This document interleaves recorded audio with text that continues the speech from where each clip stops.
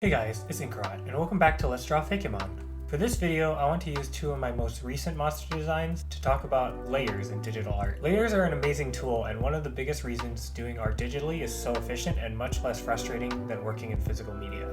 Gone are the days of inking over photocopy blue that for some reason still shows up in photocopies, even though that's the one thing it's meant not to do. But something I've been doing recently is merging all my layers at different steps of the process, and really enjoying how it's improving my workflow. My typical layer setup is something like this. The bottom layer is the mask for the whole thing in one of the base colors, followed by all the separate colors above that. The middle layer is the line work, and the top layer is extra details and small corrections that I wanted to make and was too lazy to fix on multiple layers. It's often a big time saver to make corrections by painting over them, rather than having to fix the line, the mask, the color, and the rendering all on separate layers. Merging my layers during the process was sort of an evolution of that. When designing a character, I like to drop in colors before cleaning up any lines, because I find that seeing it in color helps me tell if I like where it's headed or not. You can see with this design here, after I put in the color, I ended up not liking the longer legs and wanted the wax apples to take up more realistic in the design, so I quickly merged everything and just cut the legs out and scaled them down. Another example is the Stegosaurus inspired monster. Much later in the process, I realized that the plates on the back were not in perspective with the rest of the body. Now, if this drawing were part of a game where I had to send a working file off to another artist, I would probably fix the line work and adjust the colors individually. But since only I have to deal with the file, I just merged the whole thing, cut the plates out, and used the distort tool to fix the perspective. When making a change is really fast and simple, it's easier to avoid the temptation of calling good enough out of laziness.